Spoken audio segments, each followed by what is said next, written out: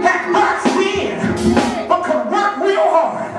So they got together and brought them over in a boat and brought them over to the United States. Can I preach to somebody? Brought them down to West Virginia, begin to sell them. They got spread all over the United States. Oh yes, they did.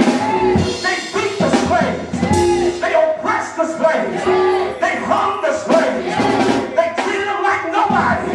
But can I get a witness today that when God is ready, you got to move. You got to move out of your oppression. You got to move out of your depression.